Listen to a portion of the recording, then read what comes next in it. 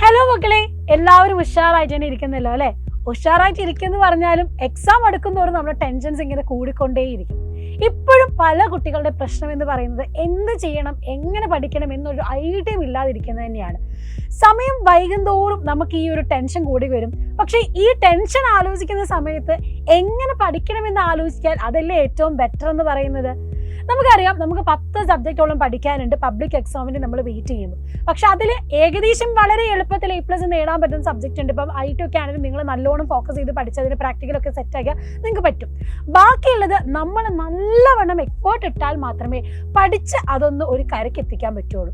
അപ്പോൾ അതിന് ഏറ്റവും ഈസി ആയിട്ട് സ്കോർ ചെയ്യാൻ പറ്റുന്ന, എങ്ങനെ എൻ്റെ ഒരു ലെവൽ എന്താണ്, എത്രത്തോളം ഞാൻ പഠിച്ചാൽ A+ ലെവലിലേക്ക് എത്തും എന്ന് നിങ്ങൾക്ക് മനസ്സിലാക്കി തരാൻ പറ്റുന്ന ആദ്യ പരീക്ഷയാണ് നമുക്ക് വരാൻ പോകുന്ന ഓണ പരീക്ഷ എന്നുള്ളത്.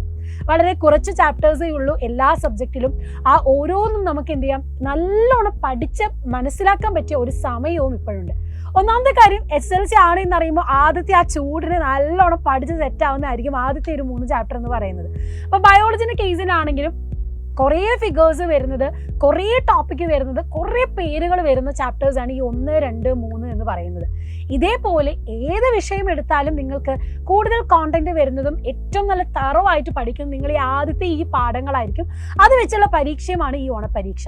അപ്പോൾ ഇവിടെ നിങ്ങൾ ശ്രദ്ധിക്കേണ്ട കാര്യം എന്ന് പറയുന്നത്, തോമസ് എഡിസൺ പറഞ്ഞൊരു വാക്കുണ്ട്, നമ്മുടെ ഏറ്റവും വലിയ വീക്ക്നെസ്, ഏറ്റവും വലിയ നമ്മുടെ ഒരു കുറവ് എന്ന് പറയുന്നത് നമ്മൾ ഗിവിങ് അപ്പ്. നമ്മൾ എന്ത് ചെയ്യും, വേണ്ട, അല്ലെങ്കിൽ പെട്ടെന്ന് തന്നെ തളർന്ന് വേണ്ടാന്ന് വെക്കും.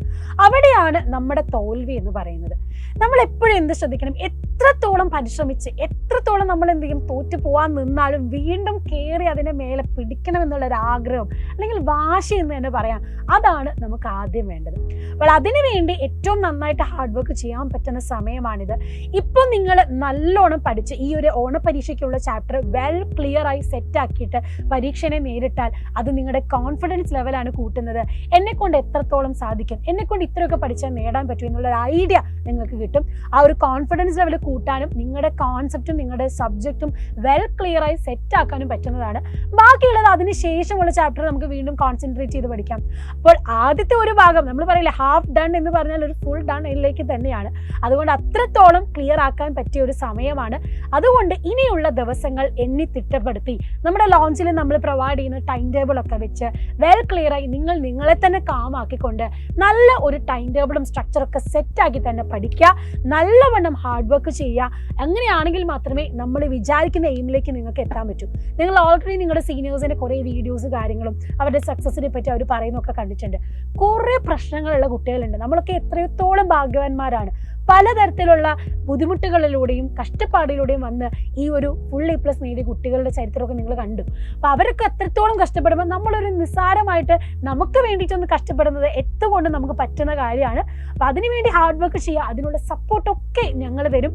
ഇവിടെ ടീച്ചേഴ്സും എല്ലാ തരത്തിലുള്ള സബ്ജക്റ്റിനും എല്ലാ തരത്തിലുള്ള സപ്പോർട്ടും നിങ്ങൾക്ക് തരും. അപ്പോൾ അതെല്ലാം ക്ലിയർ ആക്കുക. നിങ്ങൾ ഹാർഡ് വർക്ക് ചെയ്യാനുള്ള ഒരു മനസ്സുമായിട്ട് നമ്മുടെ മുന്നിലേക്ക് വരിക. അവിടെ എല്ലാം ക്ലിയർ ആക്കും. അപ്പം ഇനിയുള്ള എല്ലാ ലൈവുകളും ഇനിയുള്ള വീഡിയോസും ഒക്കെ വളരെ ക്രൂഷ്യലാണ്.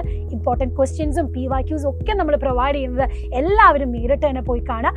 അപ്പം നിങ്ങളുടെ ചോയ്സ് ബെസ്റ്റ് ആക്കാൻ, ഡ്രീം സക്സസ്ഫുൾ ആക്കണമെങ്കിൽ ഇപ്പോഴേ ഹാർഡ് വർക്ക് ചെയ്യുക. സോ എല്ലാ സപ്പോർട്ടിനും നമ്മൾ എല്ലാവരും കൂടെയുണ്ട്. So chase your dreams. All the best.